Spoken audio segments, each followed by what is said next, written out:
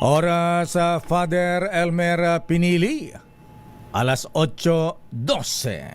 Programang nakikinig, programang inaalam ang masasabi mo, programang magbibigay ng tama at totoo para tama ang alam mo. Tara, usap tayo para malaman ang Damdaming Bayan. Live sa DZRH Radio, DZRH TV at DZRH Digital. DZRH Damdaming Bayan. Kasama sina Lakay Deo Macalma at Sister L Elaine Apit. DZRH Damdaming Bayan. When you're weary, feeling small, when tears are in your eyes, I will dry them all. I'm on your side. When times get rough and friends just can't be found, like a bridge over troubled water, I will lay me down. Talaga namang bridge sa over troubled water, ha? Abay, grabe po yung nangyaring pagbagsak ng tulay po mahabigan dyan sa may Kabagan na Isabela. Abay, anyamatan apo.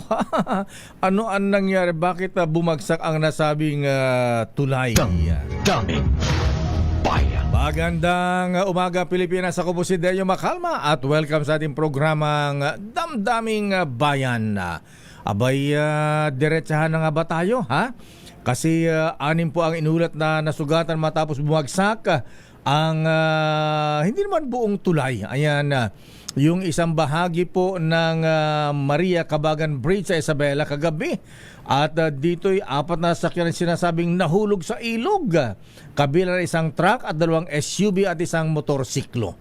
Nasa ating linya po mabigan ang Regional Director ng DPWH Region 2, si Director Matias Malenab. Director Malenab, sir, magandang umaga na Imbaga Bigat, Apo Director. Good morning po, Imbaga Bigat. Po yung sir, at sa lahat ng nakikinig po sa inyong programa. Ayan, abay, Director Malenab, kuyang sir, ano po anyari, ha? Bakit bumagsak po ang bahagi ng tulay ng Kabagan Isabela? Ang based sa initial assessment namin kagabi, nung pumunta ako together with my engineers, ay nakita po namin yung isang dump truck na probably yung the cause of the pagbagsak ng ating tulay. At ito ay nakita namin nagkarga ng mga boulders. At in our calculation, we approximated na kumakarga ng mahigit 100 tonelada. Wow. Yung dump truck na yun, pati yung kanyang weight ng sasakyan. Apo. Director Malenab, sir, bagong gawa po ba ito? Ayan, overweight po ba yung sasakyang dumaan, yung dump truck, o hindi kaya mahina ang pundasyon na nasabing tulay, Director, sir? Unang-una po ko yung sir, wala pong problema sa foundation. At yun lang po ang wala na kaming nakikitang ibang post, kundi yung overweight siya. At ito po ay hindi pa open. Although completed na po siya, hindi pa siya lubos na pinabuksan. Dahil ongoing pa yung mga minor na painting, may mga nagtatrabaho doon. Although completed na po siya as of this February. Wala na pong major works na ginagawa. In fact, open na siya sa light vehicles, Apo. Director Malenab, sir, ang sabi po ay isinara ito for the meantime dahil ni-retrofit. Ayan, ano po ha? Ano po ang naging dahilan bakit po ni-retrofit? Medyo humina po ba? Nagkaroon po ba ng mga defect itong tulay? Yes, Apo, based sa information which I gathered sa mga engineers ko, dahil ako po, sir, nung November lang po ako nandito, na-assign sa Region 2, at based from nakausap ko ng mga engineers namin, ay na-retrofit po ito dahil nag-change po tayo ng design code. Kasi nung dinasign yung tulay, ang existing code is yung 1998 po. And then because of the series of earthquakes na nangyari noon, in-upgrade niya to 2015 na latest updated code na ginagamit na po natin. So yun po ang dahilan, kaya nag-retrofit tayo. And kung mapapansin po natin po, including all other bridges nationwide, nag-retrofit tayo po. Ayan. Director Malenab, sir, di po ba yung mga tulay po may sinasabing limit nung bigat na mga sasakyang dumadaan? Meron po bang, ilan po ba ang tonelada ang limit na mapwedeng dumaan dito sa may Santa Maria Cabagan Bridge dyan sa Isabela? Ang standard natin po is maximum 45 tons. Ito rin ay base na rin sa ating RA 8794, yung IRR natin, ng gross vehicle weight ng vehicle is should be nasa 45 tons lang po. Kung Yung RA 9784 natin. Kung 45 tons 794. Kung 45 tons po ang limit ng capacity ng daang ng truck na dapat dumaan diyan, Director Malenab, sir, itong dump truck na dumaan, gaano kabigat po yung dala-dala nitong ano ba yung mga karga nitong dump truck na sabi niyo ay super bigat? Basta sa competition namin po, ito ay may bigat na 87.39. Wow. Yung Halos karga pa doble. lang kaya plus 15 tons pa na standard na vehicle weight. So 102.39 tons yung lumalabas na calculated gross vehicle weight ng sasakyan po. Ayan, kasi ang iniisip ngayon, Director Malenab, sir, ang una impression, hindi kaya substandard yung gawa ng tulay kasi ginastos ito ng halos 640 million. Bakit bumagsak ka? Hindi naman po substandard yung tulay, Director Malenab, sir. Hindi naman po, sir, kasi ito naman ay was constructed based on plan and specification at yung mga testing naman ito ay pumasa naman po. Wala naman po naging problema. At yung pong contractor, sino po ba ang contractor nito, Director Malenab, sir? Na supervise po ba ng maayos ng DPWH? Baka mamaya ay hindi po matibay yung mga ginamit dito sa tulay.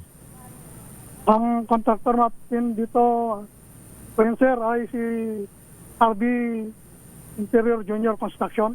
Ay taga rito din po. Kaya I'm sure na ginawa niya lang mabuti kasi taga rito siya. Ayan na.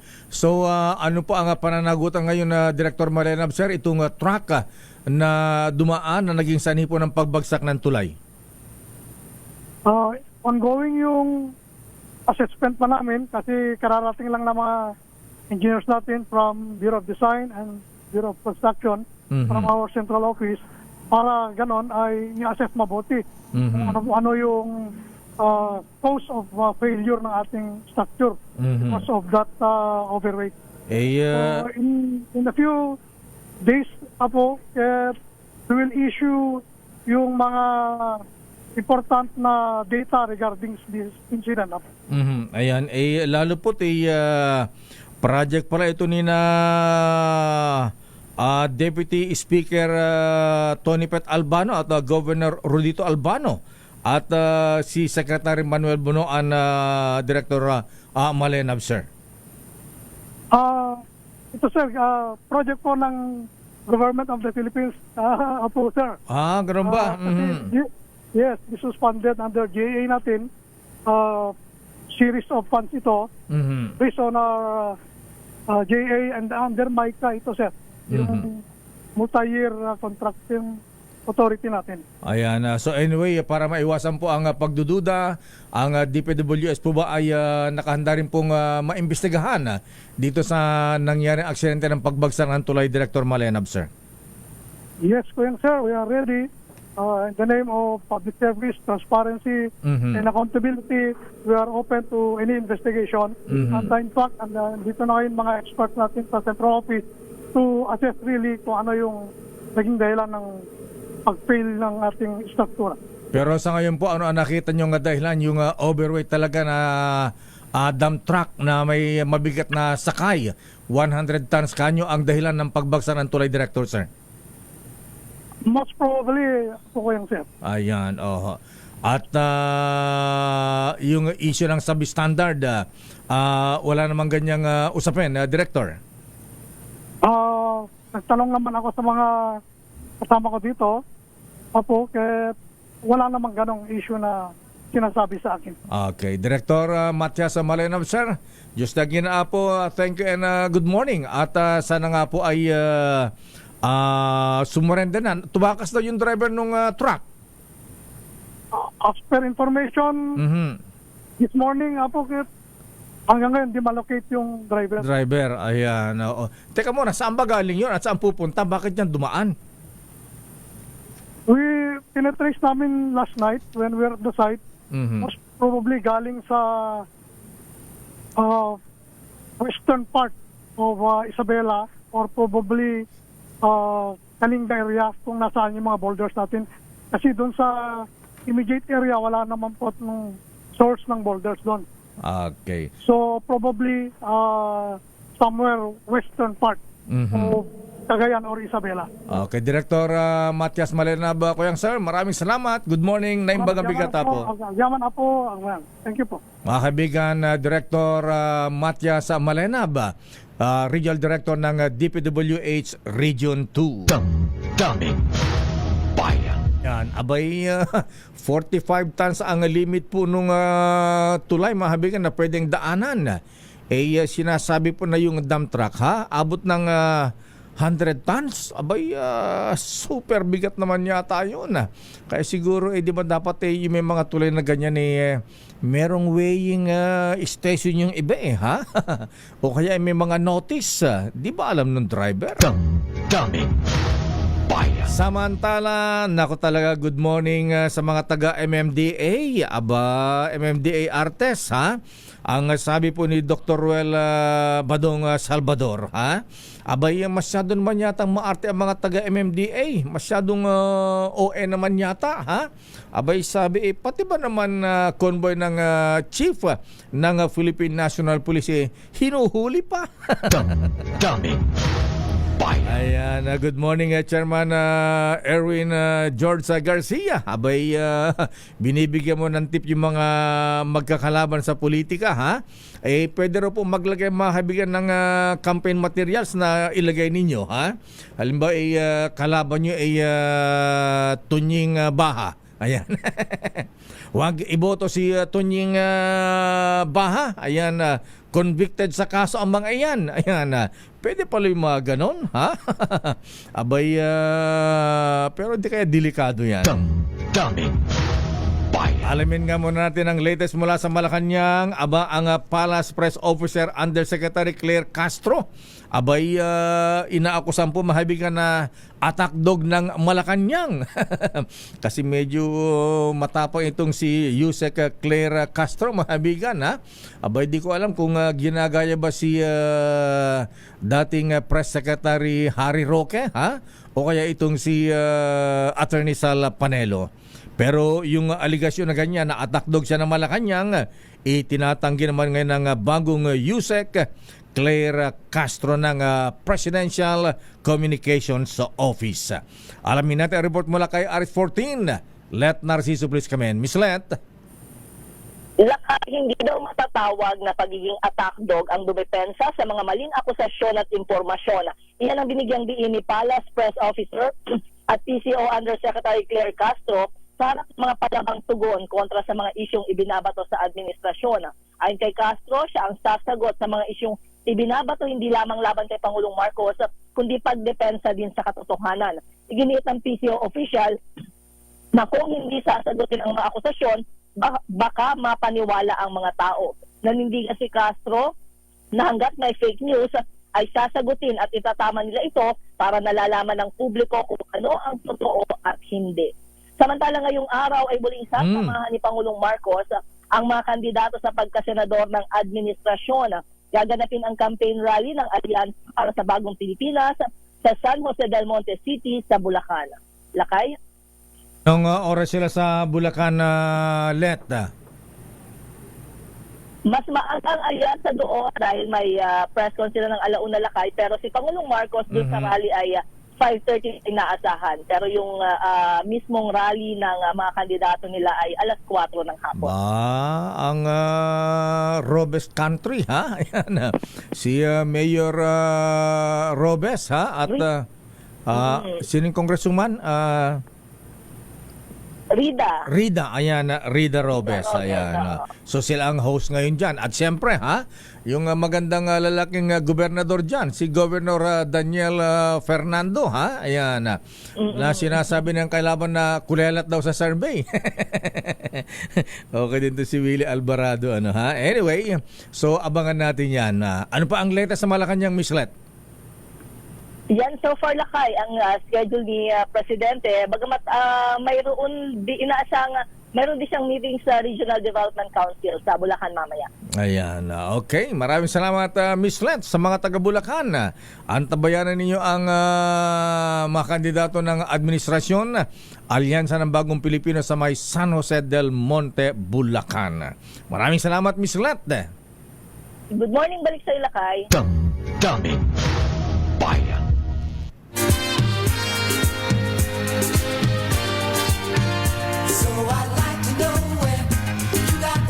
Thank God it's Friday. Aba, Biyernes na pala ngayon. Ang bilis ng panahon, mga kuya, mga ateng. And it's swell day. Abay, sana walang mga hold-upper. Ano, ha? Swell day na naman, ha? Kasi may mga lumalabas na mga hold-upper, mahabigan, ha? What is happening to our country, General, sir, ha? At standby Edniel Parosa, ha? Abay ang Philippine National Police. Tukoy na ang mga nagpapakalat ng fake news sa issue ng kidnapping. But may fake news pa ba sa kidnapping? Lumabas na ngayong bata. PNP naman yung nagsabing umabot ng 40 cases ng kidnapping since last year. Asa na nga, ano mga fake news ba ang lumalabas, ha? Standby Edniel Parosa, standby Val Gonzales. Good morning, most merciful Ariel Kayana ng Magsasaka Party List, ha? Bayang Dado Milagrito, standby. At siyempre, standby din yung ating bisita sa ating Bakit Ikaw job interview. Siyempre, dito pa rin po sa Damdamin Bayan. Damdamin Bayan. Oras, Chief Justice Alex Jesmundo. Ganap na alas 8:30. Sister L. It's 8:39 at good morning Lakay at good morning sa lahat ng mga nanonood at nakikinig sa atin. Diyos marahay na aga sa Induga Boss. Ayan. At naka-ponytail ka ngayon, para kang ano, ha? Lakay, nakakatawad mag-ayos. Biyernes eh. Ganun ba yun? Okay lang yun para mukha lang tayong ano. I woke up like this. O pinaghanda mo si Kernel, ha? Ayan. Pinagandaan mo pa ganito. Ayan, pero bago ang ating Bakit Ikaw sa ating aplikante Sister L, alamin nga muna natin ang report mula kay Edniel Parosa kasi ang Philippine National Police. Abay, may mga hinahabol silang nagpapakalat daw ng fake news sa issue ng kidnapping. Ayan. Ang klaseng fake news May fake yan, news ba sa Lakay? kidnapping? Hindi naman yung fake dun sa estudyante ng British School of Manila, ha? Ayan, baka iba yan, Lakay. Totoo yun, ha? Ayan. Baka naman may nagpakalat pang panibagong kidnapping na naman. Kumakalat naman yung mga balitang may mga nangingitlab daw ng mga bata, mga ganun, Lakay. Tapos, sinasakay sa van. mga iba nga, mga estudyante daw. So, parang kung ano-anong fake news na yung Ayan, lumalabas. pati sa probinsya, kalat na kalat kaya yan, ha?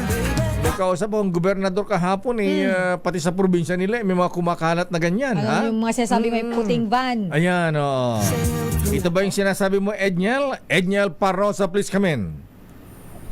Edniel. Kaya Mr. L, itong mga insidente ito ng kidnapping di umano, kabilang yan doon sa mga sinasabing fake news ng Philippine National Police. Pero pinag-aaralan din kasuhan ng PNP yung mga nagkalat talaga ng fake news daw kaugnay nung nangyaring kidnapping din sa isang Chinese national sa Taguig, Kamakailan. Ayon kay Police Colonel Randolph Tuanyo, hepe ng PNP Public Information Office, tukoy na ng anti-kidnapping o anti-cybercrime group, ACG, ang mga vlogger na nagsabing nagbayad ng $20 million sa mga otoridad kaugnay doon sa kinidnap na estudyante ng British School of Manila. Gayon din yung mga nagdetalye ng kaso kahit noong live case pa ito o nagpapatuloy pa ang negosasyon sa kidnapping. Sa katunayan, pinakiusapan daw noon ni ACG Director Police Brigadier General Bernard Yang ang ilang social media entity ay take down ang peking balita bago pa man napawi itong 14 anyos na bata noong Martes ng gabi. Giituan nyo sa Campo Crame, malayo sa katotohanan ng mga ipinakalat na mga sangkot na halata iumanong paninira lamang sa pamahalaan. Pakinggan natin si Colonel Tuanyo. Malicious po ito na halatang-halata na gusto lamang siraan ng pamahalaan tungkol sa pagpapalabas ng fake news. Kinukonsider po natin ito na fake news sapagkat yung mga detalye ng mga nireport po nila ng mga unang araw nung mawala po yung bata ay malayo po sa katotohanan. Samantala, nagkaroon lakay ng command conference dito sa Camp Crame kung saan iniutos ni PNP Chief Police General Romeo Francisco Marbil ang pagpapaigting pa ng operasyon laban sa mga crime syndicate maging doon sa mga natitira pang mga illegal na pogo, mga loose firearms at iba pang mga krimen 75 araw bago ang halalan ngayong taon. Ito sa Edniel, siguro ang tutukan ng PNP, nasaan yung mga kidnapper nitong batang kinidnap ba? Estudyante. Yan ang unang lutasin muna nila. May mahuli. At nang sa ganun malaman na may ginagawa ang ating kapulisan. Tama, Lakay. At maganda nga itong may lead na itong si Interior Secretary John Vic Rimuli. Ang sinasabi niya, yung napatay pala doon na driver, kasama doon sa mga sangkot, inside job pala daw yung kidnapping, Lakay. At kabilang doon sa sindikato ng Chinese nationals at mga former soldiers, military men at policemen ng Pilipinas. Yan ngayon ang hinahanap ng ating otoridad. Bilisan nila. Ayan. Para hindi sila pagpiestahan. Ayan. Sabi niya, ang hina-hina. Ayan. Mahina ang intelligence. Maganda lang kayo dito sa leadership ni SILG. Sinasabi niya meron daw silang bagong device ngayon in pagtukoy doon sa kidnapping. Pero ngayon tapos na itong kaso na ito doon sa bata. Tama ka, Lakay. Dapat mauna yang mahuli. Yung mga higit 20 tukoy na suspects na kabilang dyan sa Chinese syndicate. Ilan? 20? 20 ang involved? 20, Lakay. Wow, dami. 20 yung binabanggit ni SILG. Doon sa issue pa lang ito, Lakay, ng pagkidnap doon sa bata. Hindi natin alam kung ito talaga yung pangkabuang bilang dahil sabi may mga bodyguards niya na awol na pulis at sundalo. Wow. Okay, bodyguards na awol. Grabe yun Okay, maraming salamat, Edniel. Balik sa inyo, Lakay at Sister L. Damdamin Bayan. Isa pang report, Sister L. Ayan, samantala, good news ba ito sa mga misis? Siguro, Lakay. Bakit? Dahil ang 24 na toneladang supply ng 29 pesos, Lakay, 29 pesos na kada kilo ng bigas, dumating na daw dyan sa NIA. So, ang ibig sabihin ba nito, Val, kailan magiging available itong 24 pesos na bawat kilo ng bigas at saan-saan ito mabibili na mga lugar? RH5. 24, 29? 29, Lakay. Ayan, 29. 24 na tonelada. 24 tons. Yes. Ayan. Alamin natin ang buong detalye sa report ni RH5, Val Gonzalez. Val. Ayan na mismo available na Sister L at Mayor dahil ito'y replenishment lamang o pagdadagdag lamang ng supply ng bigas ng kadiwa ng Pangulo Program dito sa tanggapan ng National Irrigation Administration dito sa Quezon City. Isang 18-wheeler truck na naglalaman ng 2,400 tons na kilos ng per bag na bigas. Nakakatumbas ito, Mayor, ng 24 na tonelada ang dumating ngayon sa punong tanggapan ng NIA na galing pa ng Region 2. Ngayong araw ng Biyernes ang schedule ng muling pagbibenta ng NIA ng 29 pesos per kilo ng bigas sa kadiwa ng Pangulo Program. Samantala, Mayor at Sister L, abay epektibo naman bukas, Marso 1, ay tatakda na sa 49 pesos ang maximum SRP para sa kada kilo ng 5% broken imported rice mula sa kasalukuyang 50 pesos kada kilo. Ayon kay Agriculture Secretary Francisco Chu Laurel Jr., naging posible ito dahil sa patuloy na pagbaba ng presyo ng bigas sa world market. Ako si Val Gonzales, DZRH, una sa Pilipinas, una sa Pilipino. Damdamin Bayan. Maraming salamat, Val Gonzales. Rewend natin kay Pangulong Marcos. Si NIA Administrator Eddie Guillen. Yes. Hawakan na rin ng National Food Authority. Ayan. NFA. NFA kasi siya nakapagbenta ng 29 pesos kada kilo. Bigas. Pwede naman pala. Kaya naman eh. Oo. Ba't kaya ng mga taga-NIA? Bakit na mga National Food Authority? Hindi. Ha? Anong problema dyan? Damdamin Bayan. Pero ngayon, Sister Ella, eto na ating bisita ngayon, aplikante. Ha? Meron tayong aplikante kaya sa mga nanonood, nakikinig sa atin, baka kayo ay may katanungan. Pwede kayo mag-comment sa ating mga social media accounts, DZRH News Facebook page at DZRH News Television YouTube channel. Kilalanin ang mga nagnanais maging lingkod bayan sa Bakit Ikaw? The DZRH Job Interview for 2025 Midterm Elections. Bay, congressman na ito, bakit nag-a-apply pa? Kasi Lakay, siya ay nag-aim for higher position. Ganun ba? So, kailangan mag-apply ulit sa ating mga kababayan sa masang Pilipino. Ipapakilala ko na siya, Lakay. Magle-level up siya. Ayan. Yes, oo. Iaakyat sa Senado mula sa mababang kapulungan, Lakay. Siya ay mula, ang political party niya, Lakay, as a congressman, ay siya ay mula sa ang buklod ng mga motorista ng Pilipinas o yung one rider, Lakay. Oh. Alam natin to, lalo na sa mga motorista, kilalang kilala. Siya, Lakay, ay nag-aral ng Bachelor of Science in Civil Engineering. Engineer pala siya. Yes, sa Manuel S. Inverga University Foundation. Talaga nilalagay nila yung taon, Lakay, no? 1988. May master's degree sa management, a major in development and security mula naman sa Development Academy of the Philippines.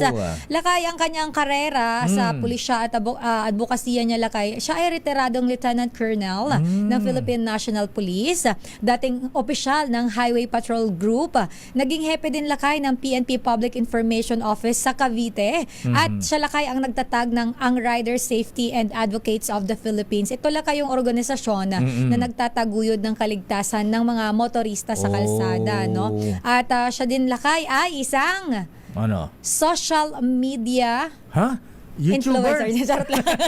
Influencer talaga. Aktibong YouTuber siya, Lakay. At ang yun nga, tinataguyod niya yung karapatan ng mga motorista, at siya, Lakay, ay nahalala bilang kinatawan nga ng One Rider Party List noong 2022. Ayan. At ang ating aplikante, kongresista na pero gusto mong mag-apply.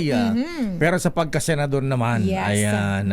Si Congressman, dating retired colonel ng PNP ba? Alam ko, Philippine Constabulary pa eh. Congressman Bonifacio Laki. Ayan na. Laki o Laki Busita. Congressman Busita, good sir. morning. Maganda umaga po sa inyo. Sir Deo, Ma'am El, at sa lahat ng ating mga kababayan, magandang umaga po sa ating lahat. Ayan. Teka muna, nakailang term na kayong congressman? First term pa lang po. First term pa. Ba't parang nagmamadali kayo? Gusto maging... Yes, Sir Deo, no, natanong po ninyo yan. Alam niyo po, God knows, pumasok tayo sa politika hindi para magkatitulo ng congressman. Ang hangad po natin, magsulong ng batas na magpoprotekta sa mga motorista, Luzon, Visayas at Mindanao. And Sir Deo, modesty aside, isa po ako sa mga congressman na masipag, nagtatrabaho sa loob at labas ng kongreso.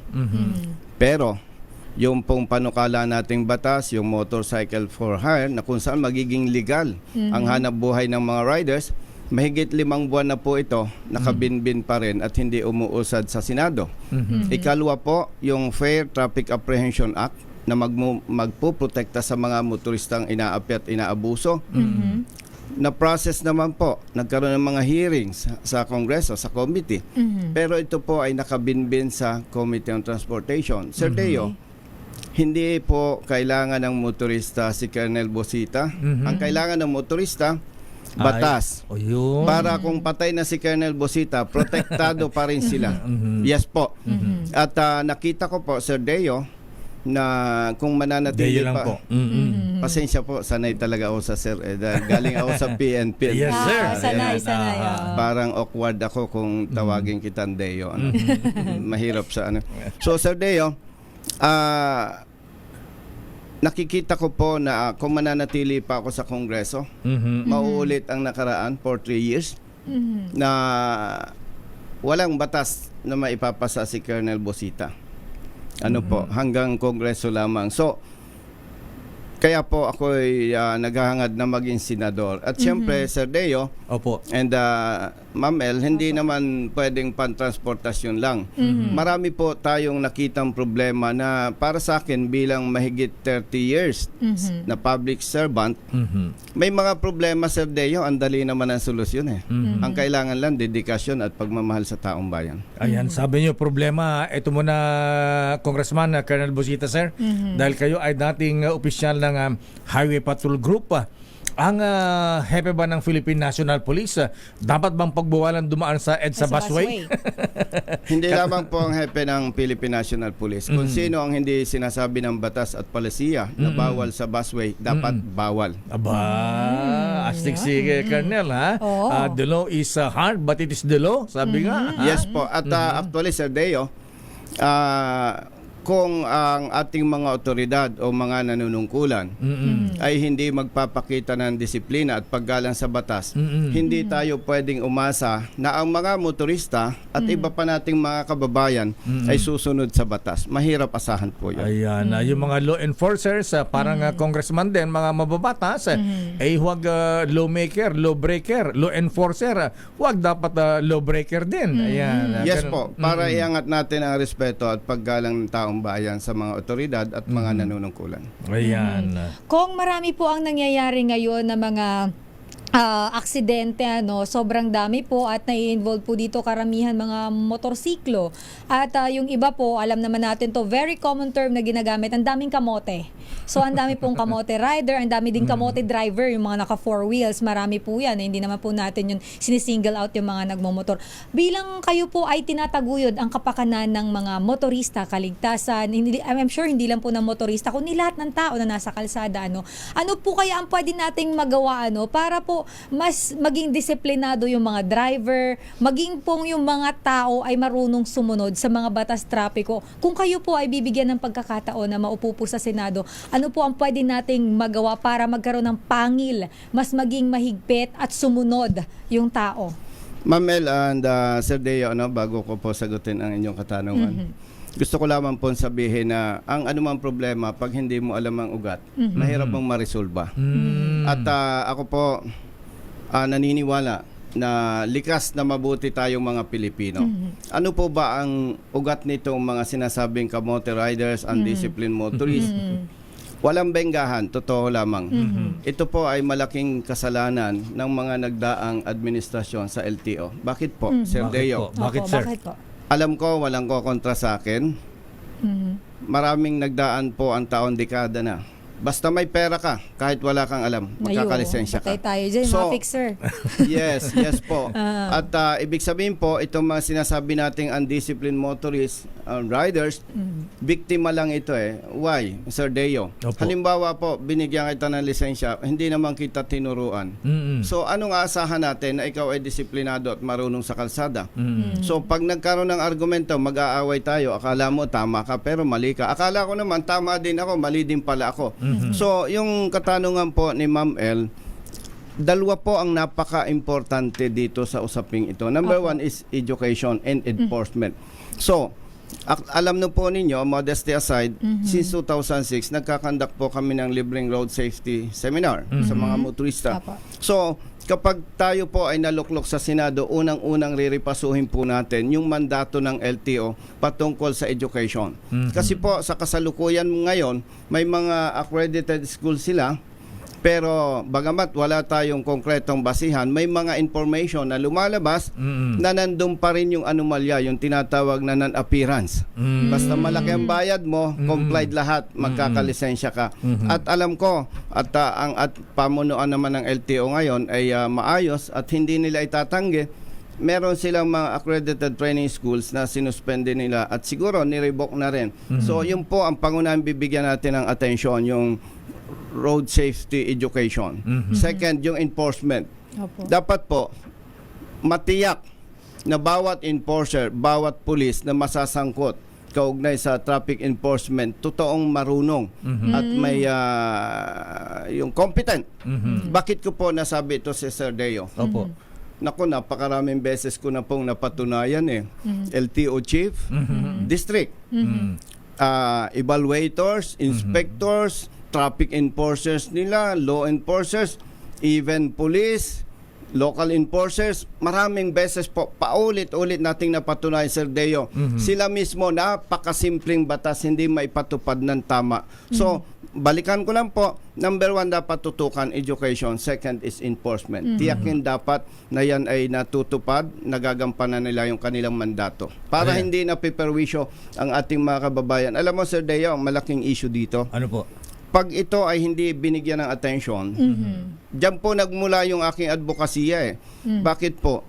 Libo-libo ang namamatay sa road crashes. Yes. Nabanggit po ninyo, Ma'am El, ang daming namamatay. O, dyan sa Antipolo, dyan sa Rizal. Yes po. Ano ba, Sir Deo, ang big deal dito? Libo-libo ang namamatay sa road crashes. Around 60% dito, tatay-nanay. Bilang anak, mahirap. Sa isang pamilya po, I am not saying na pag mayaman ka, okay lang mamatay, no? Pero sa ordinaryong pamilya, Sir Deo, pag namatay ang tatay, parang namatay na rin ang buhay at kinabukasan ng mga anak. Ang dulo po nito, pag hindi natin sinserong binigyan ng atensyon, mas higit natataas ang krimen sa ating bansa. Why? Maraming bata po naliligaw ng landas. Ayan, totoo yan na, Colonel. At bilang, ayan, alam mo, humahanga ako dati sa bagong salta ko sa Manila, Sister Elle. Hangang-hanga ako dun sa mga members ng Highway Patrol Group noong araw. HPG. Yung kaki ang uniform nila. Ayan, ang gaganda ng mga sombrero. Parang chiefs ba sa California? Ayan, USA, yung chiefs, ha? Abay, ang gaganda ng sakyan, ang boots hanggang hita yata. Hanggang tuhod lang. Ang taas nun lakay Tsaka takot ang mga motorista pagka nakita mo mga highway patrol. Uy, ingat tayo sa gumana, may ano diyan, may HPG. highway patrol group diyan. Ayan. Siguro ganun yung mga respeto, Colonel, ang kulang yata natin ngayon, ha? Sa tindig para ng mga taga SPG nung araw hahangaan mo na, medyo ano ka na Tumitino na no? Tumitino ka Ayan. Siguro isa ring ano yun, Colonel. Inabutan mo ba yung uniforme yung yung parang chiefs California Highway Patrol Group, yung kaki na mataas ang boots, tapos antitikas ng dating, ha? Ang uniforme kaki na ina-almirol pa yata. Naabutan ko yan, Sir Deo, nung ako kasapi pa ng Philippine Constabulary. Nakita ko yan, sinasabi mo. Diba? Antitikas nila, diba? And yes, Sir Deo, I agree with you na mahalaga rin na yung at least yung bearing mo, yung tindig mo, pa lang. Ay karespeto. Yes, ayan. Okay, Colonel, problema natin, traffic. Ayan, kayo po ay bilang kinatawan ng buklod na motorista ng Pilipinas, One Rider. Ano nakita nyo, may solusyon po ba sa traffic natin dito sa Metro Manila? Alam niyo, sir, ito naman ito yung long-term program na po, yung may saayos yung public transportation kasi alam natin kapos na nga ano po sa public transportation, pero doon po sa sitwasyon na kung talagang kung saan talagang ma-traffic, especially kapag pinag-usapan po traffic, kamay nilaan yan ano po ang pag pinag-usapan po natin ang traffic sa kamay nila, nandiyan na given na yung area, yung mga roads, ibig sabihin ilang lanes, volume of vehicles, hindi nababawasan, tumataas pa lalo. Ano po? At ayaw ko namang agawin yung magandang idea ng iba. May binabanggit po yung iba na ako parang nakikita ko, mukhang tama naman, na yung pong oras ng pasok, bubukas ng government agency, i-adjust. Baguhin. Ako po naniniwala doon. Siyempre po, Ma'am El, pag in-adjust mo yan, mababago yung volume of vehicles. Yung, especially yung sa oras. Prime, Ano po? yung peak hours. Rush Yes hour. po. Hour. Yes po, tama po yon. At pangalawa, ako po ay sumulat sa DOTR. Ano po? By the way, Sir Deo, nabanggit mo naman, engineer ako eh. Opo. Nandyan na po yung volume of vehicles, nandyan na yung number of planes available. Ang tinitingnan po natin, Sir Deo, technically, para mas madaling maunawa ng ating mga kababayan, parang isa po bang malaking eskwelahan na may colleges, may high school, may elementary, may kinder pa. Siyempre po, pag hindi mo inayos yan, pag nag-bell yan, halo-halo na, nakaka-apekto sa galawan. So ano po ang ibig sabihin natin? Sa kasalukuyan, Ma'am El, pag pinansin mo, ikaw kung nagmamaneho ka rin, Ma'am El, mapapansin mo, yung rider, pag nakita ng space sa harapan mo, biglang sisingit. Yes, totoo so po affected yan. na yung performance ng pagmamaneho mo. So ang nakikita ko po dyan, Sir Deo, Opo. ay pag tiningnan po kasi mathematically, tama-tama lang nabigyan ng sariling lane ang motorcycles. Ibig sabihin po, para hindi na sila singit ng singit. Yung po ay pinabase ko po sa available lanes and number of vehicles. Wala kang babaguhin. Iaayos mo lamang. At the same time, sa Ma'am El, marireduce, hindi man totally mawala yung aksidente, marireduce yung aksidente. And Sir Deo, kung papansinin po ninyo, by the way, sa mga kapatid natin bikers, wag kayong sasama ng loob sa akin. Natanong lang ako ni Sir Deo, gusto ko lang sumagot. Kung papansinin po ninyo yung bicycle lane, Ayan, motorcycle lane. parang walang gumagamit, mas malaking oras po na halos walang dumadaan Yes, opo. Kaya kung sasang-ayon ang nakararami, siyempre ayaw ko naman maging diktador at wala naman tayo sa posisyon para magdikta. Ang isang nakikita ko po dyan, Sir Deo, is magkaroon ng window hours lang para sa bikers na kung saan mapag-aralan na yung malaking oras na nasasayang ito maidagdag, mai-allocate sa motorcycle riders. Ayun. Opo. And lastly, isa talagang problema sa atin is maliban sa education is enforcement. Walang palakasan. Dapat lahat marunong sumunod sa batas. So tama ka, sang-ayon ka Colonel Busita, Sir, Congressman, dun sa ginagawa ng MMDA sa implementasyon ng EDSA busway na kung kahit na pulis ka pa, police officer ka ba dyan, congressman ka, senador, Walang sasantuhin. kung hindi ka pwede dyan, huwag kang lalabag, sumunod ka sa batas. Tama po yan at ako ay humahanga sa MMDA. Ngayon. Nung nagdaan kasi sakit ng ulo ko yan Ay, ganun ba? Nauuwi pa sa away hanggang sa ako'y makasuhan. Iba po ang sistema ngayon na ako'y humahanga sa kanila. And by the way, Sir Deo and Ma'am El, merong SAIC yung composite Opo, SAIC. unit na binuo ng DOTR. Kaya po ako'y natutuwa sa kanila sapagkat sabi nga yung kasabihang walang sinasanto, walang kinikilingan. Yes. Yan naman ang dapat para at least mangarap tayo na darating yung mga susunod na taon katulad na tayo ng SBMA na Ayan. may disiplina, natatakot ang otoridad. Kaya itong mga maling justification or whatever talaga dapat hindi tinatanggap yan. At ako'y natutuwa po kay Secretary Rimulya. Ang direksyon niya talaga doon patas na pagpapatupad ng batas. Kaya nga sabi ni Secretary Remulla nung kahapon, isang araw, ako sumusunod, di ako dumadaan sa busway. May emergency meeting daw Yeah. Emergency naman pala. Meeting lang. Pero ito, Colonel, Lakay, sa online marami po ang mga kritisismo at hindi po natin yun na maiiwasan. Mayroon po kasi tayong mga kababayan na mga bumabatikos, Colonel, Congressman, may mga bumabatikos na nagsasabi po na masyado daw po kayong one-sided sa pagtatanggol ng mga motorista at parang hindi raw po nakikilala yung pananaw ng law enforcers. At aside pa po dun sa issue na yan, meron din pong mga lumalabas na sinasabi nila na yung mga videos ninyo sa social media ay ginagamit nyo raw po na para makakuha ng popularidad kaysa po sa tunay na solusyon sa problema sa transportasyon. Ano po ang inyong komento tungkol dito? Thank you, ma'am. No. Maikli lang po. Sir Deo, Yes, sir. para may justify ko yung side ko.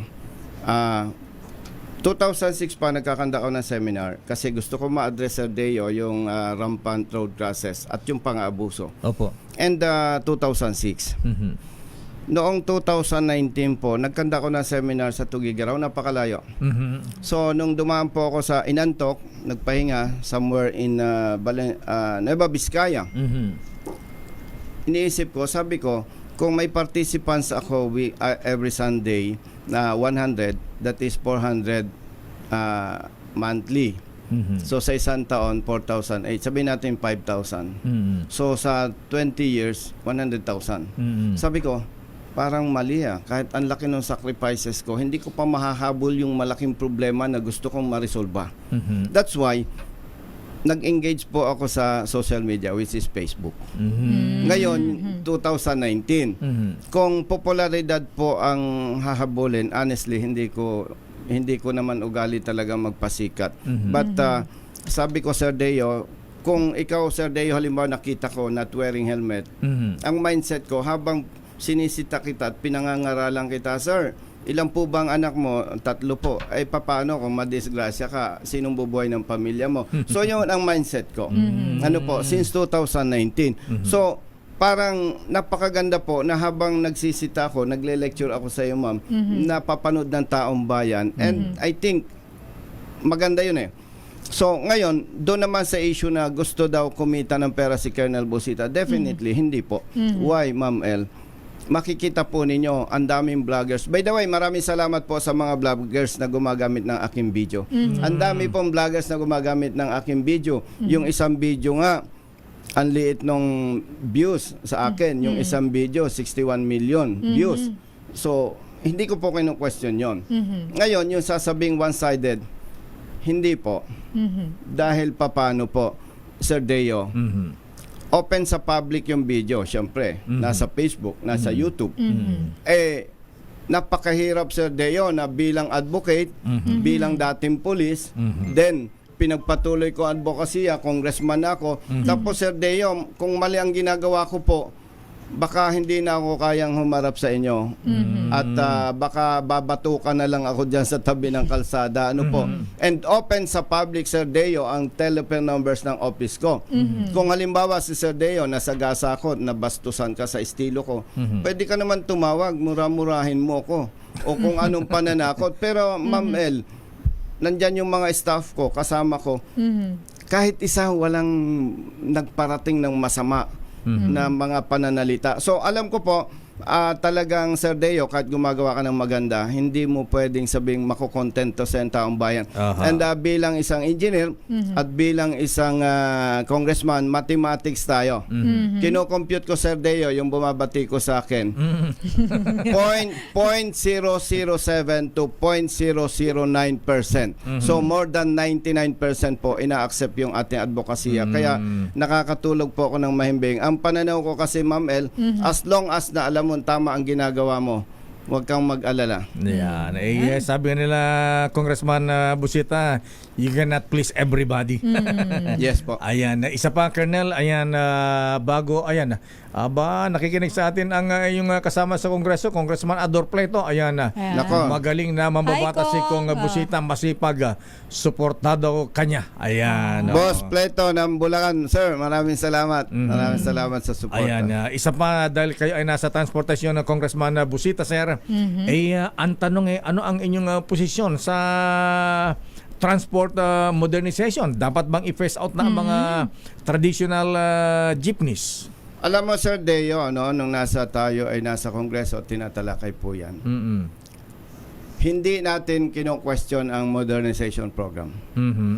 Ang tahasan natin kino-question at pinagsisigawan po natin ang hinaing ng marami nating mga kababayan, yung maling pagpapatupad ng modernization program. Alin po ang mali doon? Ay para, Sir Deo, tumingalala sa Quezame na 10 bus sa'yo. Hindi pinag-aralan. Dapat po pinag-aaralan. Kasi po, ano po ba ang kasalukuyang sitwasyon ngayon? Ang dami ng nabiling imported vehicles. Ayan. Mahinang klase. Malaki ang target amount per day.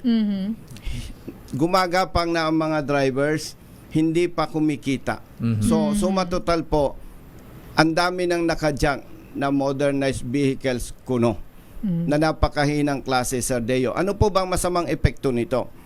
Bilyones ang ginagamit na pondo, inuutang, ginagamit ang pera ng Land Bank, ginagamit ang pera ng DBP, samantalang kitang-kita po natin ang direksyon, babagsak talaga. Eh ano po ang nasasacrifice? Pampublikong transportasyon, buhay ng mga operators, buhay ng mga drivers, buhay po ng mga pasahero. Suma total po, talagang hindi po tayo sang-ayon sa implementation nito. And ako po nagpapasalamat, Sir Deo, sapagkat hindi tayo nakakaramdam ng mga reklamo patungkol dito. Sa ngayon, para po bang status ko, parang walang hulihan.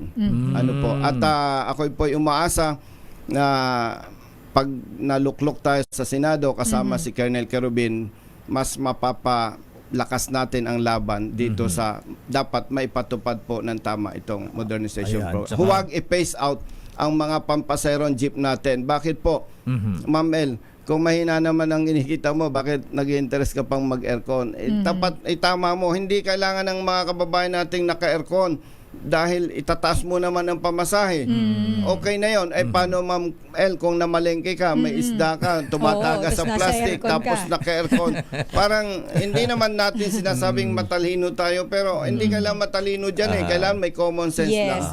At saka yung isa pang issue dyan na Congressman Busita, sir, yung bang pagsuporta sa local industry natin, yung mga ang gagandang Local gumagawa ng mga jeep natin dito, manufacturers. Sarao, Francisco, ayan, nag-offer na sila noon, pero sila ay binaliwala. Makatulong pa sana sa ating ekonomiya Sir Deo. at employment, local employment. Eksakto ka, Sir Deo. Dapat tangkilikin ang sariling atin, mapalakas ang employment. Pero babalik na naman tayo dyan sa pang-araw-araw na pinag-uusapan, corruption. Pera-pera. Yun lang. Yun yung pero usapang korupsyon, maiba naman tayo, Kong, marami pong, of course, mga bawat Pilipino po, kitang-kita na napakalala po ng katiwalian sa gobyerno, lalo pong lumalala, marami pong issue ng national budget, sa mga proyekto, yung lagi namin tinatalakay dito ni Lakay, ang walang katapusang flood control projects na parang wala namang nangyayari, At kung kayo po ay mahalal sa Senado, tingin nyo po, paano kaya masusolusyonan yung ganitong problema natin sa katiwalian? At the same time po, na may mga naging guest din tayo dito na senatorial candidates, sinasabi nila na nanggagaling din kasi ito sa political dynasty. Yung corruption. Kumbaga sila lang, iisa lang, so kayo lang. Kaya nag-uugat doon. So ano po ang masasabi niyo tungkol dito? Ma'am, excuse me, in fairness naman, napakalaki ng corruption Hindi naman pwede nating isisi lamang doon sa political dynasty. Parang yung pamilya sila na lamang ang may pananagutan dito sa usaping corruption. Yes. Hindi po tayo pabor sa political dynasty. But overall, alam mo, Sir Deo, madalas nating madinig yung transparency and accountability. Pagdating po sa mga polisiya, batas, directives, talagang ang Pilipino super galing Ang problema natin po, very poor when it comes to implementation. Ano po? At maraming magagaling na naging senador, kilala natin yan, maraming magagaling na kumakandidato senador. At ayaw ko naman, Sir Deo, na mag-pretend na mas magaling ako sa kanila. Ang alam ko lamang po ay may maitutulong tayo kaugnay dito sa usaping corruption. At ito po, hindi kayang gawin overnight. Ano ba yung dapat natin gawin? Ang importante po sa ating sarili, maumpisa natin. Ikalawa po, may dedikasyon tayo at pagmamahal sa taong bayan. Sir Deo, hindi ko alam kung sasang-ayon ng ating mga kababayan sa aking pananaw kaugnay dito. Ang isa pong nakikita ko dyan ay iangat natin yung buhay ng bawat Pilipino. Paano po yun? Doon lang po tayo sa simple muna. By the way, Sir Deo, hindi ako pwedeng manghamak kahit kanino man kasi may mga kapatid ako hindi man nakapag-aral, At sinasabi ko lang yan, baka may masaktan doon sa aking terms sa sasabihin. Marami po tayong mga kababayan na high school graduate lamang ang natapos. At siyempre po, mahirap humanap ng trabaho kapag ganun lang ang level na edukasyon na narating mo. May magagandang programa po ang TESDA. Training. Kung welding, carpentry work, garments, massage, pati yung pagmamanicure na ganyan. tanggapin natin ang katotohanan, Sir Deo, kapos tayo sa trabaho na maaari natin ibigay sa ating mga kababayan. So, tingnan po natin yung magandang programa ng TESDA at akayin natin. May maayos po kasi manpower services na nagpapadala ng kababayan natin sa abroad. Actually, hindi ako pabor na mag-abroad dahil mahirap yung malayo sa pamilya. But anong gagawin po natin? So, ang tinitingnan po natin doon, sa pamamagitan po ng TESDA program, akayin natin yung mga kababayan natin na walang makitang hanap buhay dito sa ating bansa. But, syempre, pag pinadala natin sa ibang bansa yan, bantayan natin at protection na natin. Sa ganung pamamaraan, Sir Deo, marami akong kilalang pamilya maayos Ano, Ma'am El, ang tinitingnan natin doon? Like you, Ma'am El, maayos ang pamilya mo. Kung kurap akong politician, hindi mo ko sasambahin Kung si Sir Deo, maayos ang pamumuhay ng pamilya. In other words, in general, pag naiangat natin ang kabuhayan ng bawat pamilyang Pilipino, hindi na nila sasambahin ang korap na politician. Sa ganung pamamaraan po, mag-uumpisa na makakapili ang taong bayan. Sino ang dapat nating iluklok sa panunungkulan? Sa pagganong pamamaraan po, yun po ang isang nakikita kong konkretong pamamaraan para masasakal ang korupsyon. Dahil ang maluluklok sa panunungkulan ay tunay na piling-pili ng taong bayan na talagang magsisilbi at hindi gagawing negosyo ang panunungkulan sa pamahalaan. Okay, last question ko ka Colonel Congressman Busita, sir. Kayo po ba ay pumirma sa impeachment laban kay Vice President Duterte? Hindi po. Bakit po di kayo pumirma? Una, Sir Deo, para maging malinaw sa ating mga kababayan, ang Duterte family kilala ko. Ang administration kilala ko. Pero ni isa sa kanila hindi ako malapit. Yung hindi ko po pagperma ay prinsipyo at paninindigan lamang. Sir Deo. Apo. Bakit po? Every time po na may investigation sa Kongreso at sa Senado, ay may tinatawag tayong investigation in aid of legislation. Parang tinatanaw po natin na may problema, kailangan masolusyonan yan. Eh siyempre kami mambabatas, kailangan batas. So yun po. Now, ipagpalagay po merong misuse of funds, but hindi pa naman totally na-establish Kasi yung sa COA, wala pa silang concrete and final findings. Okay. Sir Deo, assuming ipa-impeach natin si BP Sara, mariresolve ba yung problema? Samantalang hindi naman Office of the Vice President lang ang may pondo kaugnay dito sa confidential funds. Dapat po, pag nagdesisyon tayo, kumilos tayo, ma-address yung kabuuan problema. Now, ipagpalagay, may mali sa Office of the Vice President. Di magsampa ng kaso para ang proseso sa korte. Yun po ang tinitingnan natin. At yun po ang paninindigan ko. Okay. Bilang representative, bilang public servant. Kasi po, ang dapat loyalty natin sa taong bayan, hindi sa sisinuman. Congressman Busita, sir, ayan, sabi sa ating programa, ang ating tanong bilang aplikante sa pagkasenadora, bakit ikaw ang dapat iboto? Dapat ka iboto bilang miyembro ng Senado, Congressman Busita, sir? Sir Deo, anak ako ng mahirap na pamilya. Magsasaka ang parents ko at ang mga kapatid ko. Matalang walang putik. Ramdam ko ang dinadanas na paghati at paghihirap ng ating mga kababayan, ng taong bayan. At bilang dating sundalo, pulis, na ginagawang congressman, kilalang kilala ko po ang aking sarili. May prinsipyo at paninindigan at pagmamahal sa taong bayan. Mananatili po na yan ang aking pagkatao. At kung ano ako ngayon, yun po pa rin. Kaya po ako'y umaasa sa ating mga kababayan kung kayo po ay magtitiwala kay Colonel Busita at siyempre yung aking kasama. Colonel Busita po, number 12 sa balota. 12. Senador ng masa, kakampi po ninyo. At makakasa po kayo na magiging tapat ako sa inyo. At by the way, Sir Deo, salamat sa opportunity. At gusto lang sabihin sa taong bayan na hindi ko po kayo masisisi na pag-usapang politika parang sirang-sira ng inyong tiwala. Ito po ang bibitawan ko salita sa inyo, Sir Deo, kay Ma'am El at sa ating mga kababayan. Pag naluklok po ako sa Senado at nabigo kayo, hindi naging maganda ang performance ko. Pababain po ninyo ako, bababa po ako. Congressman Bonifacio Lucky Busita, sir, retired colonel, ayan, kandidato sa pagka-senador at number 12 sa balota. Sir Deo, with Yes, sir. respect to my partner, kay Sir Ariel Corubin, Aha. kung iluklok po ninyo ako, hinihiling ko, isama po ninyo si Colonel Corubin, Aba. number 52 sa balota. Kailangan ko ng kasangga, Sir Deo and Ma'am El. Ayan, pare kayong colonel at sabi nga rito, riding in tandem daw kayong dalawa ni Colonel Ariel Kerubin. Ayan. Thank you po. Maraming salamat, Congressman Bonifacio Busita, and good luck po sa inyo. Kandidato sa pagka-senador. Kilalanin ang mga nagnanais maging lingkod bayan sa Bakit Ikaw? The DZRH Job Interview for 2025 Midterm Elections. Ito pa si Congressman Busita dun sa kanyang motorsiklo sa labas. Naka-riding in tandem ba siya? Naka-riding in tandem. Kasama si Colonel Ariel Kerubin. Ayan. At syempre, bago ang mga reports, at isa pa nating bisita, Sister L, abay, syempre, dumawa na sa ating, syempre, kahit matatapos na ang Love Month, tuloy pa rin po ang ating bagong lakas promo. Ayan, pamigyan ang ginaldo ng ating ninong ng bayan, Sherwin Alfaro.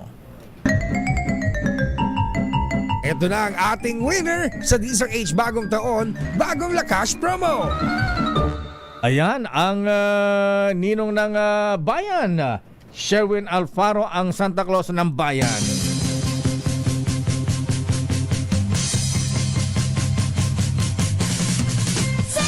Ito na ang Santa Claus ngayon dyan sa may Bagong Silang, Caloocan City. Barangay 176. Aba, Nandiyan sa mga lakay, malapitan. teritoryo ito ng nina Mayor Along Malapitan Trillanes. Alam mo, lakay, Bakit? napaka ng 2x2 talaga. Bakit? Sabi kanina, dikit na dikit ang laban. Bakit? Dikit saan? Sa survey daw. Sobrang layo. Tapos sabi pa, bakit hindi na lang kaya umurong si Trillanes, kaya talaga. Parang Bulacan daw yan sabi ni Congressman, ni Governor Daniel Fernando. Ayan, kulelat ako sa survey, sabi niya. Anyway, ninong ng bayan, Sherwin Alfaro, please come in. Sherwin. Yes, Lakay Deo, ito na ang ating winner sa ating DZRH Bagong Taon, Bagong Lakas Promo dito sa Barangay 176. Dito yan sa mapakalayong Bagong Silang. Dito yan sa Caloocan City North. At ang nahuli nating tagapakinig sa iyong programa ay sina Nanay Carmen Saison. at Pio Saison. Ang mag-asawang Nanay Carmen at Tatay Pio ay palagi nakatune in sa DZRH. Opo. Nako, lagi nakatune in sa DZRH. At sino paborito yung announcer sa umaga? Dio Macalma. Sila kay Deo Macalma, meron kayong 1,000 pesos! Yes, thank you po. At syempre, meron din kayong DZRH grocery at ang vitamin E. Yan pampasarap ng relasyon. Vitamin E. Yan, para po sa inyo yan. Salamat po sa inyo sa DCRH.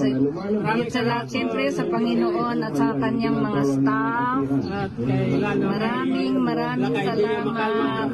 Naku, maraming salamat po. At syempre, sa mga nais manalo ng 1,000 pesos sa akin tumutok sa DZRH Bagong Taon, Bagong Lakas from March number 6, Sherwin Bato Alfaro, DZRH. Una sa Pilipinas, una sa Pilipino. Bayan. Maraming salamat, Sherwin Alfaro, at kay Kuya Ate, yung vitamins Kuya, ayan, masarap inumin yan pagka magkatabi kayo ni Ate, ayan, habang itinetable mo si Ate, ayan. Siyempre magkasama sa lamesa, di itinetable yan, may binagsasaluhang mani, ayan, o di, ang sarap ng kwentuhan nila. Damdamin. Bayan. Bayan. Sandali lamang standby, Boy Gonzales, Raymond at Paas at Milky Rigunan.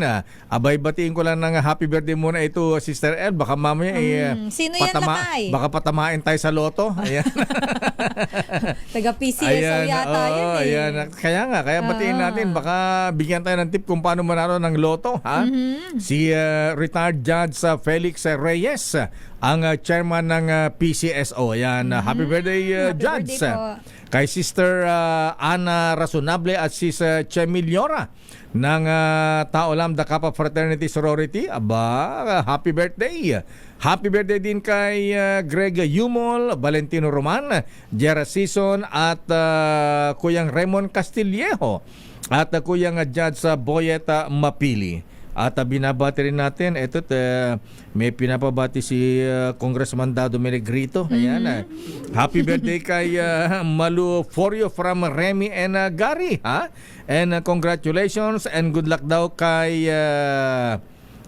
first day as a BP of Client Services, ating Remy Villaluz. Ayan. At batin din natin si Noble Pitong Robles Cruzada. Ha? Ayan. Abay, ba't andito ito? Bakit pinagtatawanan? Dapat nasa hot sands ito kahapon. Ha? Hindi pa tapos yung mga ceremonials natin sa Clark. Ha? Most Worshipful Roland Polino. Ha? Illustrious Potentate Dong Mendoza. Ayan. Kumusta ang mga novices natin dyan? At binabati natin Sister L, happy birthday din kay Aleli Aguilar Andanar ng Las Piñas City. Ba? Dahil magbe-birthday, ha? At itong si, tignan mo nga naman, ha?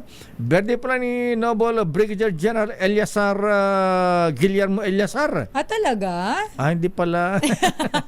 Ikaw lang iba naman eh. Eliasar Mata pala ito. Binabago-bago mo naman. Akala ko Gilor Eliasar. Ayan, ang director ng PNP Highway Patrol Group from Batang San Miguel, General Charles Calima at General Kuyang James Brillantes. At batiin ko lang Lakay, nakatutok sa atin si Kaels Bartolome. Isang magandang umaga po sa inyo. Sino yung kapatid niya, Lakay? Si General Bart. Oo, General Bart Bartolome. Hello po, good morning sa inyo.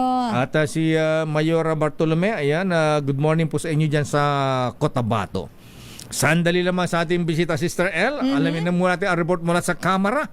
Abay, ang Kongreso bumana raw ng Impeachment Secretariat natutulong sa 11-man House Prosecution Team. Abay, kanina maraming diniscuss si Senate President Chis Escudero sa 2x2 kaugnay sa idaraos na impeachment. Hindi pala kasama ang mga justices ng Supreme Court dyan. Ayan ang Chief Justice. Alamin natin ang detalye mula kay RS number 12. Milky Rigunan, please come in. Milky.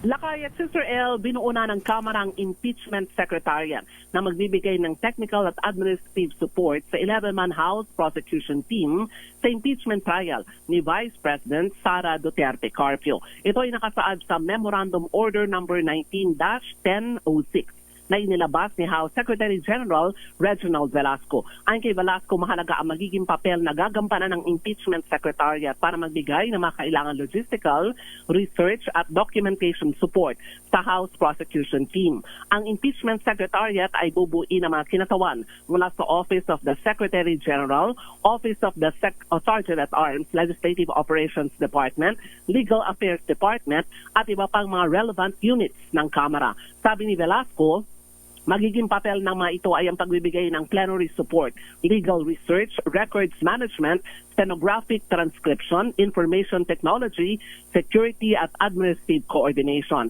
Ang mga ma-assign na mga opisyal at empleyado ay susunod sa mahigpit na rules at ethical guidelines ng Kamara. At para matiyak ang accountability, sinabi ni Velasco, lahat ng personnel na ma-assign sa Senado ay i-record ang kanilang attendance at may mga designated House Pass monitoring system.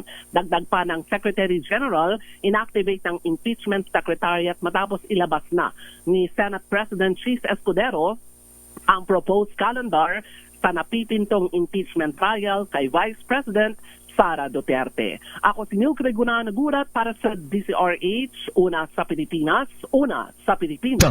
Damdamin Bayan. Maraming salamat, Milky, mula sa Kamara. Dumako tayo sa Senado. Dito naman lakay sa Senado si Vice President Sara Duterte Carpio at House Speaker Martin Romualdez. Inabisuhan na daw ni Senate President Cheese Escudero sa mga paghahanda ng Senado patungkol dyan sa impeachment trial. Ang detalye balita mo, RH28 Raymond Dadpaas. Lakay Raymond.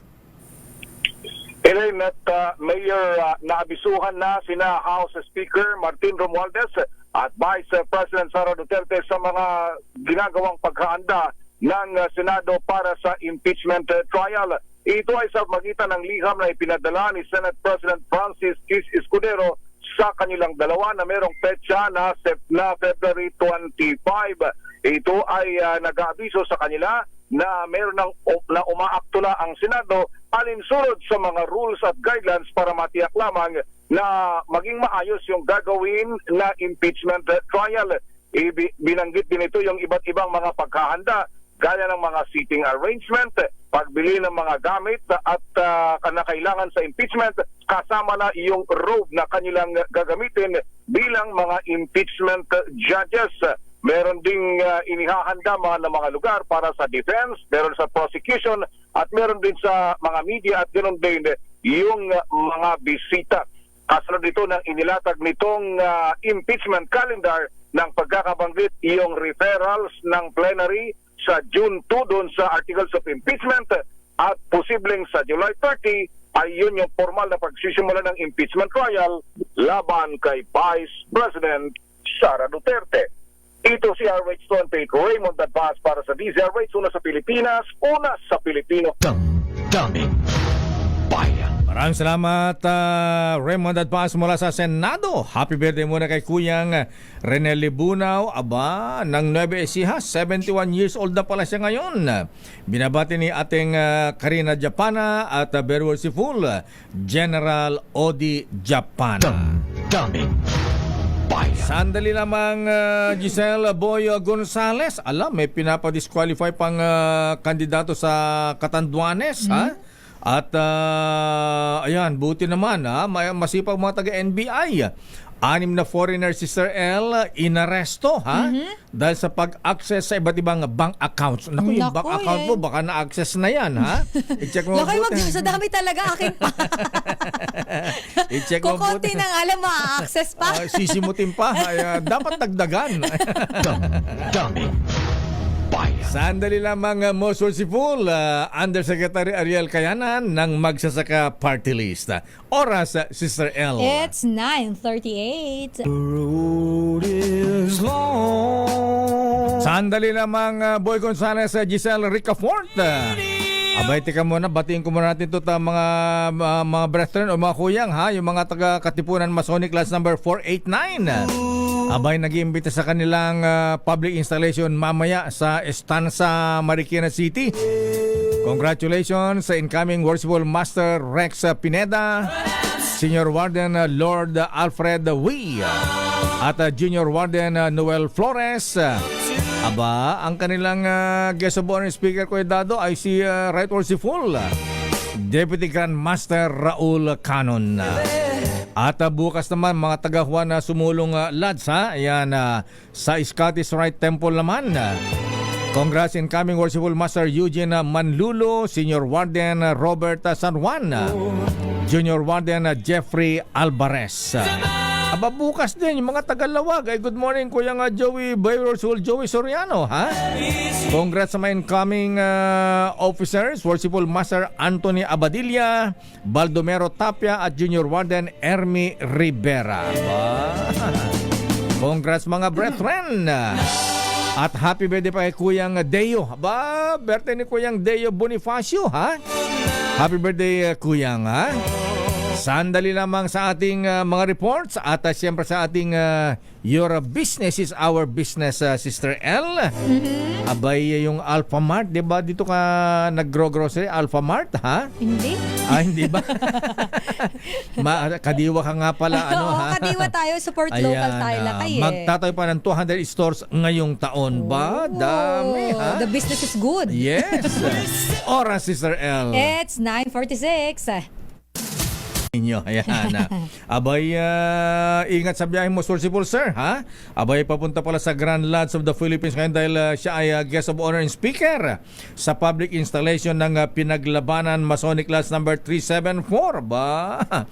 Congratulations sa mga officers ng Pinaglabanan Lodge at ang installing officer, Merciful Wharton Chan at MC Kuyang Jefferson Villarica at Jefferson Villarica ang Worshipful Master ng Pinaglabanan Lodge at inspirational speaker Right Worshipful Bob Moran. Damdaming Bayan. Nasa ating studio, Sister L, ang alam mo kung sino itong bisita natin. Kilala ko na. Kilala mo na. Siya ang Grand Master ng mga Freemasons sa buong Pilipinas. Dating Undersecretary ng Department of Agriculture. Ipakilala natin, Most Worshipful Ariel T. Kayanan. May mukha na siya sa akin. Dati Ayan. kasi puro pangalan lang naririnig ko. Naalala mo lang si Most Worshipful Roland Hi, Sir Paulino. Roland. At Sir, saka si welcome. Kong Momo. Ayan. Welcome po, sir. Magsasaka party list lakay pala. Yes, Yusek Ariel Kayanan, Most Worshipful Sir, good morning. Magandang umaga po, Mayor, Lakay, at ang ating pong ngayon po, na-starstruck ako eh. Mas maganda po pala sa personal si Maliit Sister na El. bagay yan, Yusek. Abay, nung public installation namin sa TM Calum Masonic Lodge sa Grand Lodge, Most Worshipful Sir, si Sister ang pinagkaguluhan eh. Ayan. Marami pong mawawalan na trabaho sa artista dito. Mas marami nagpa-picture sa kanya kaysa sa akin eh. Kakabulan tayo aga-aga, tuloy na natin ang interview. Ayan, Most Worshipful Ariel Yusek Ariel Kayanan, sir. Ayan, kayo po ay number 1 nominee ng Magsasaka Party List. Ayan, bakit po kayo kumakatawan sa mga magsasaka? Ano ba ang ninanais niyong maitulong?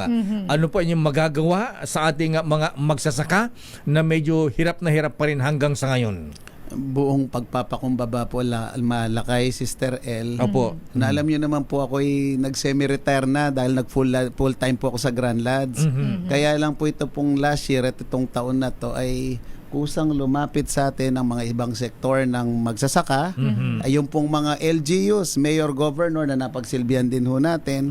At may mga iba rin pong mambabatas at senador na nagsabi na kami kailangang masamahan mo rito kasi yung mga eksperyensya mo, yung mga talento mo at yung kaalaman mo ay makakatulong dito sa ating sektor ng pagsasaka at pangisdaan na sila ang nagpapakain ng milyong-milyong Pilipino.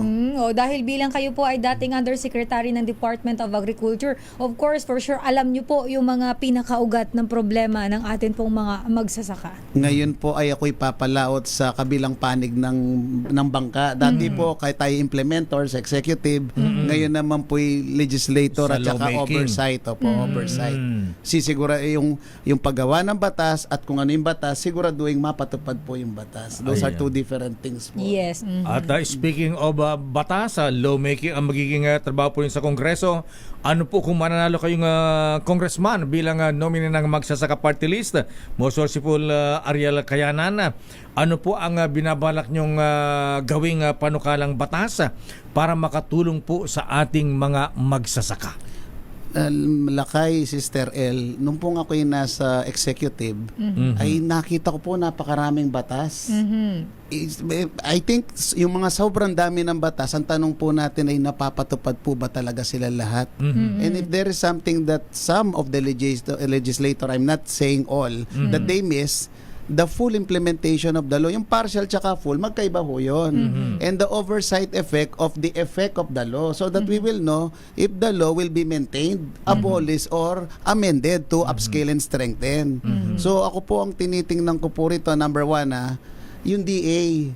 Reviewin ho nating mabuti kung talaga po yung mandato po ba ng DA ay nagagawa na ayon sa batas. Baka ho may sumasaliwa. I'm not saying it's happening, but without a review, how will we know? Yun nga po yung tinatawag sa AFMA, dating Agriculture Fisheries Modernization Act. Hindi po tumigil doon. Meron po siyang Congressional Oversight Committee. Ibig sabihin, tingnan mo yung implementasyon yan at kung ano yung evaluation, then you can actually, for the aid of legislation, further strengthen what are good and what are not applicable. You should stop implementing them. Ang yun po ang number 1, yung sa DA. Ang number 2 naman po, Lakay, this is very unpopular, Sister L. Opo, bakit po unpopular? Alam niyo po ba na ipinapatong natin sa balikat ng DA ang buong problema para sa pagpapakain ng mga mamamayan at sa mga magsasaka at mangingisda? Nakalimutan po natin ang government setup natin ngayon, devolved na. And the devolved setup says, ang domain ng DA, I am not defending DA, I'm not even lawyering for DA, ay hanggang regional field offices lang po. Kumusta po yung probinsya, munisipyo, hanggang barangay? This is high time that we should examine that there are other, directly and indirectly, under the law, who are also responsible. Halimbawa po, ang pagkain na hindi lang po tinatanim. Ito ho'y kailangang makarating sa mga kinalalagyan or pamilyan. Ano ho ang role ng Department of Transportation doon? Pangalawa ho, ang pagkain ho'y may presyo. Ngayon po kung minsan nagtuturoan pa itong commodity to sa DA, ito naman ay sa DTI. Bakit hindi tayo magkasundo talaga? Ano ba talaga yung ano natin? Yung may control ng bigas, hindi daw DTI. Mati po ang ganun, Ang mapresyuhan. karne at ang bigas ay sa DA. With all due respect, Lakay, yung Department of Finance po, why don't we give more incentive to the farmers and all the involved in industry to entice them to stay there and to improve further? Pangatlo po, ang Department of Education, unless otherwise, we will send student, hindi ko sinasabing wag kayo mag-abuga siya, maging ninyero, that will be also focused on agriculture and agriculture related, more on research, more on what they call educational learning. Paano ho natin mapapakain yung millions? So the whole of the nation approach, dapat ho magsama-sama tayong lahat, gamitin ng mga provision ng batas para po yung sa national will be rowing, silang gagawa ng plano, pero yung mag-i-implement the steering ay yung nasa baba naman. Maliwanag na maliwanag po latag ngayon. Ayan. At malaking role din dito ang mga LGUs. Yusef, sir, ha? DILG. DILG. Alam po nyo, nakita namin yan, speaking of produkto. Si Governor Marilucay ko ng Batanes, ha? Nung paparating yung malakas na bagyo dun sa kanilang probinsya, ha? Para hindi masira yung kanilang maibenta kagad yung kanilang mga bawang. Abay, for the first time, gobernador siya ang nagbebenta, siya ang nangangalakal ng kanilang Nanawagan pa sa produkto DZRH. ng mga farmers na nanawagan dito sa DZRH. Kaya nung nanawagan dito sa DZRH, ang bilis. Ayan, naubos yung kanilang produktong bawang. Which is the right approach po, Lakay. Halimbawa po, the governors have their own league. Hindi naman po lahat ng probinsya ay nagpo-produce ng commodity. Somewhere be suppliers, somewhere be takers or users. Kung nag-uugnayan po sila, ay mas mapapadali yung pagdidistribute ng pagkain so that the inflation will be further controlled. Malalaman po natin ngayon na yung mga wala palang supply, yan ang bigyan natin, di ba? Ang isa pong pangunahing problema ng mga farmers natin, Yusek Ariel Kayanan, sir, ay yung mataas na presyo ng abono at saka pestisidyo. Ayan. Ano kaya ang magagawa natin yan para makontrol at nang sa ganoon makabili ng murang abono at pestisidyo ang mga farmers na mapaganda yung kanilang mga ani? Dalawa po ang pinag-uusapan nating mga abono rito. Ang una po yung organico na napoproduce naman po natin dito with that deficient way on how to produce it. And so of course, tamang pagpapoproduce at may distribute. Ang mas ma-challenging po ay yung pong ini-import natin, yung inorganic. Ito po yung mga urea ba? Yan na po yan. Pesticide, fungicide. Because they are largely demand-driven at ito po yung dollar po ang ating pag-i-import. The best thing that we could do is wala ko kasi tayong control sa presyo nila because byproduct ko ng petrolyo nila yan Ang may tutulong natin para mapababa yung presyo niya, number one, yung logistical chain. Huwag natin pahirapan yung mga nag-aangkat. Kasi lahat po na magiging gastos nila yan, whether it is actually legal or some of them are unnecessary charges, ipapatong lang nila yan sa mga pagbebentahan. Ang pangalawa ho, ay yung the ease of doing business. Kailangan po, the soonest that it could reach to their warehouses, the better that they could distribute them. Pag mapapansin nyo po, lahat ng causes, kung minsan, pag tinignan nyo, a larger percentage of that are those unnecessary charges and charges that impends them from delivering it directly to the constituents. Yun po ang dapat natin. Pangatlo po, yan po sigurado ko, yung darating naman yan, hindi naman po nakasako na. Yan po ay boatload. O hindi marami yung processing na gagawin dyan, isasako. Bigyan po natin sila ng pasilidad sa mga processing zone. Kasi dun sa processing zone, marami pong insentibo ron. Tax rebates, yung pong tinatawag natin tax holiday, they'll be given more incentive, lesser ano. Iyon po yung makakatulong para bumaba naman po yung pagkakarga nila ng presyo. At isa pa yung importasyon na Yun yung problema. Tsaka smuggling. Yusay kaya na, no? At hanggang ngayon ay wala namang napaparusahan. Bagamat may mga inimbestigahan, nagsayang lang tayo ng panahon, pera, pero wala naman nakulong. Sino ba dapat ang nag-a-advise sa Yusek Kayanan, sir? Bakit na kung kailan mag-aanihan ang ating mga farmers, saka nag-i-import ng mga katulad ngayon, mag-aanihan ng ano lakay? Palay, bawang o kaya sibuyas, ganyan. Saka doon itataon yung importasyon. Lakay, let us ladderize and be specific. Kasi mayroon talagang produkto na hindi natin pinuproduce. Or pinuproduce ba natin, talagang hindi natin gaya. Halimbawa po, ubas, mansanas, yan po talagang ini-import na natin yan. But for those that we are competitive, we may be competitive, ay kailangan po talagang palakasin natin. Bakit po tayo nag-import? Number one, wala po tayong kasapatan. Kasi pinupunan po natin kung ano yung kulang. Pangalawa, even po na po-produce natin, mas mahal ang ating pagpo-produce kesa dun sa import what gan madakarating sa merkado. Yan, isa pa yan. Now, the point, Malakay, is this. Kung yan po ang sitwasyon natin, ang solution natin sa local production, help them to become competitive. Bigyan po natin ng din, halimbawa po sa sibuyas, nabanggit na po ni Sister El kanina. Opo. Alam naman po natin, we have to know the history and the modality. Ang sibuyas po, isang beses lang sa isang taon kasi root crop po yan Pag tag-ulan po, hindi ka pwede magtanim ng sibuyas dahil madudurog po yan, malulusaw. As much as we could, we expand our production area, and of course, the production cost, make it efficient, kailangan papaganda natin para maging mura. Sa totoo lang po, Lakay, magtanong po tayo sa mga taga Nueva Ecija, Mindoro at mga ilang competitive po tayo sa sibuyas. Because our production, what they call yield, per hectare, sa dilaw po, yung puting tinatawag, yellow granex, ay mahigit pong 20 o kaya 18 metric tonelada. At doon naman po sa pula, ay pumapalo po ng 12 metric tonelada. Ang layo sa palay, di ba? And our production, yung kanila pong farm gate price, pag bagong ani po, they are very happy to sell it at 20 to 27 pesos. And nabanggit po ni Sister El kanina, pumalo pa po ng 500 hanggang 700, di ba? And yet, you are right in saying, this is the price that we are willing to sell without profiteering. Bakit wala akong nanagot? Galing po kay Sister El, di na ako mahirapang magpaliwanag. Bakit wala nanagot? Ayan, yan ang tanong dyan, Yusek Inahanap din po namin, bakit nasaan na ba yung mga pinangalanan, Lakay? Oo nga. Kasi yung mga pinangalanan pagka magsasalita lalabas ibang tao pala yung nasa likod. Patay tayo dyan. Kaya nagtatapos sa investigasyon yung mga yung mga pinapatawag sa Kongreso pagka nagka-executive session na, ayan. And Lakay, mawalang galang na po. Nasabi ko na po kanina in the whole of the nation approach. May mga bagay po na napakabilis i-produce. Halimbawa po, protina, manok.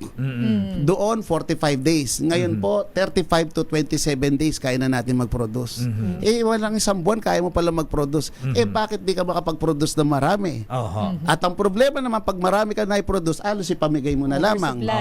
Pero pag wala ka na ma-produce, parang ginto ang presyo. Kasi nga po, we do not do the proper handling. Halimbawa ho, there should be a proper slaughterhouse or dressing plant so that it will be blast freeze and prepared siya sa cold storage. Doon mo itambak na itambak, aabot po ng 6 na buwan, di masisira yan hanggang 1 taon. Hindi yung ngayon na pressure to sell tayo pag marami, dadali mo sa market, pag hindi nabenta maghapon, masirada ho yan. Ayan, ang malungkot. Sandali lamang, Yusek Ariel Kayanan, sir. At speaking of business, dito muna tayo sandali. Your business is our business. Dahil ang Alpha Mart magtatayo din ng 200 stores ngayong taon. Aba, sa Alpha Mart ba? Aabot ba yan sa Batanes? At saka magbebenta ba sila ng mga produkto ng mga farmers natin? Miss Sofia Gans, please come in. Sofia. Nagpaplano ang SM Group na magbukas ng 200 Alphamart stores sa Luzon ngayong taon dahil sa mataas na consumer demand. Naitala sa pagtatapos ng 2024 na ang naturang Minimart ay mayroon ng 2,100 stores sa 11 probinsya sa bansa. Kabilang dito ang Cavite, Laguna, Batangas, Quezon, Rizal, Bulacan, Pampanga, Nueva Ecija, Bataan, Pangasinan at Zambales maging ang 15 syudad sa Metro Manila.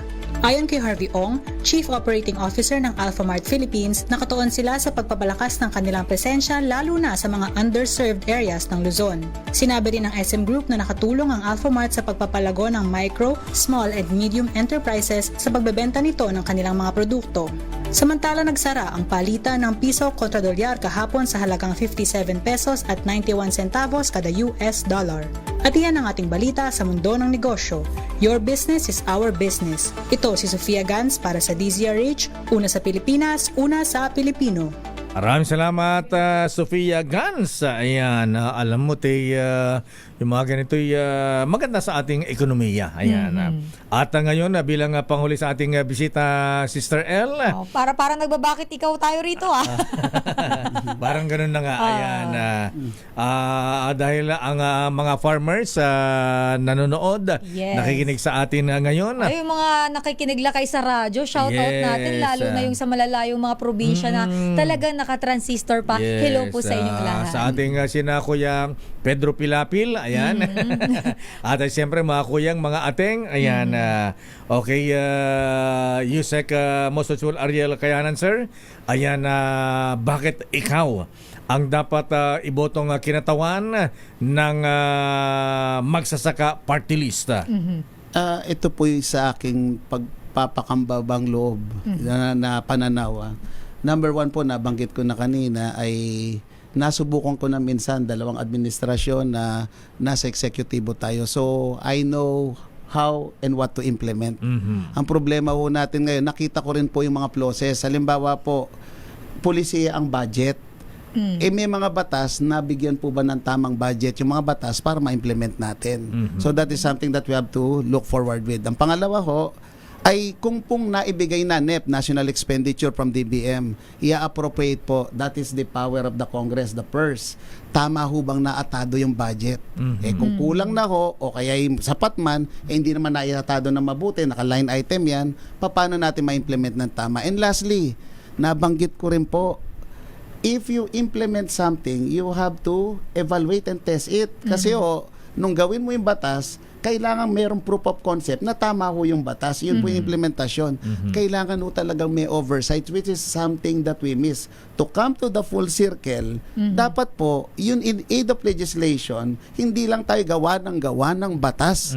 Baka ho mapuno yung constitutional book natin, hindi naman po fully implemented. At kung hindi man fully implemented, hindi naman na-evaluate. At kung na-evaluate naman ay paano natin ngayon yung review isasagawa ng mga amendment po. Ayan, maraming salamat. Former Undersecretary ng Department of Agriculture, Grand Master of all Freemasons in the Philippines, Yusek Ariel Kayanan, number 1 nominee ng Magsasaka Party List, number 154. Number 154 sa balota. Maraming salamat, Yusek Ariel Kayanan. Good morning and good luck. Thank you. Damdaming Bayan. At yan ang kabuhan natin palatuntuan ng damdaming bayan, Sister L. Bilis na oras. Ako po si Deo Macalma. Ito naman po si Sister L. Elaine Apit. Stay safe everyone. God bless po. Happy weekend. At bukas, samahan nyo ako sa aking programa naman Lakay, alas 6 hanggang alas 7 ng gabi. Spotlight with Sister L. Ayan, kalo kasama si Congressman GP Pajero. Meron ako mga guest, doon Lakay, singer. Singer. Okay, susunod na. Operasyon Tulong Wonder Woman, Miss May Binauhan. Bye-bye! This time check is brought to you by ACS Manufacturing Corporation.